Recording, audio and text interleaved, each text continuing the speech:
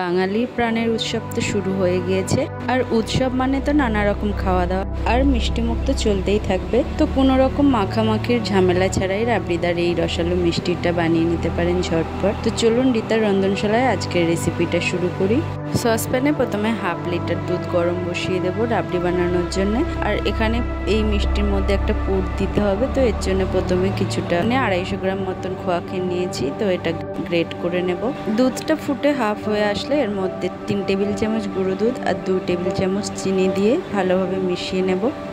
এরপর আমি কিছুটা পরিমাণ ফ্রেশ নারকেল নিয়েছি, এটাকে ফিল করে নিয়ে মিক্সার কাপে দিয়ে দেব। আর দেব 4 থেকে 5টা এলাচের দানা।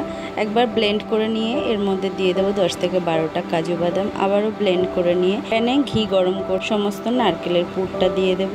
একটু ভাজা করে নেওয়ার পরে এর মধ্যে আগে থেকে গ্রেট করা খোয়া ক্ষীরটাও দিয়ে দেবো। ভালোভাবে মিশিয়ে নেওয়ার পরে এর মধ্যে 3 টেবিল চামচ কনডেন্স মিল্ক দেবো। এখানে চিনিটা ব্যবহার করছি না, আপনারা চাইলে এখানে চিনিটা ব্যবহার করতে পারেন। ফ্রেশ নারকেলের জায়গায় আপনারা এখানে ডেসিকেটেড কোকোনাটটাও ব্যবহার করতে পারেন। ভালোভাবে এটাকে পাক দিয়ে পুরটা রেডি করে নিন। এইভাবে একবার এই পুরটা বানিয়ে দেখতে পারেন, খেতে কিন্তু হয় দারুণ।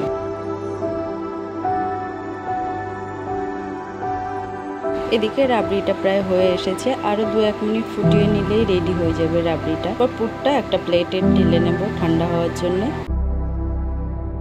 মিষ্টিটা তৈরি করতে লাগছে পাউরুটি, তো পাউরুটির ব্রাউন অংশটা এখানে ছুরি দিয়ে কেটে নেব।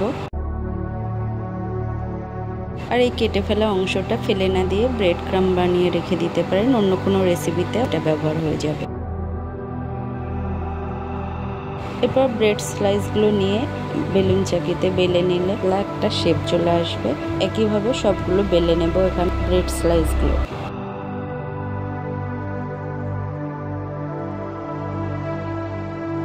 এরপর একটা করে স্লাইস নিয়ে বাটিতে জল নিয়েছি, জল সাইড দিয়ে লাগিয়ে নিয়ে মাঝখানে পুর ভরে দেব। দিয়ে এটাকে সাইড দিয়ে ধরে চেপে লাগিয়ে দিলেই রেডি হয়ে যাবে এই মিষ্টির শেপটা। আপনারা আপনাদের পছন্দ মতন শেপ দিয়ে নিতে পারেন। আর এক এক করে সমস্ত মিষ্টিগুলো একইভাবে শেপ দিয়ে নেব।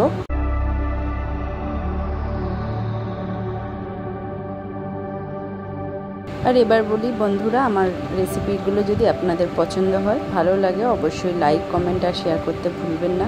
আর যে সকল বন্ধুরা আমার চ্যানেলে নতুন ভিডিওর আপডেট পেতে চ্যানেলটা সাবস্ক্রাইব করে পাশে থাকা বেল আইকনটা প্রেস করে রাখবেন।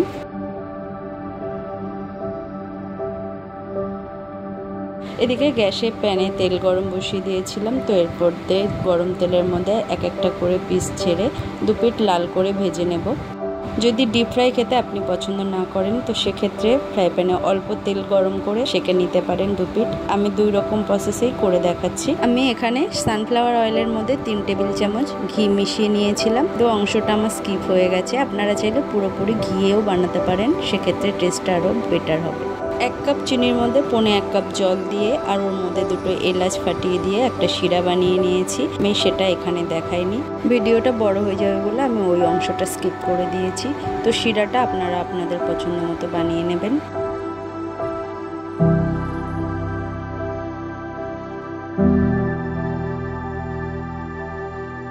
এই মিষ্টিটা 2 রকমভাবেই খাওয়া যেতে পারে। এইভাবেও আপনারা খেতে পারেন, শুধু চিনি শিরাতে ডিপ করে নেওয়ার পরে, এটাও একরকম টেস্টের লাগবে। এবার রাবড়িটার সাথে সার্ভ করে নিচ্ছি। তো বন্ধুরা, এই পুরভরা রাবড়ি ব্রেডের রেসিপিটা কেমন হয়েছে অবশ্যই একটা কমেন্ট করে জানাতে ভুলবেন না।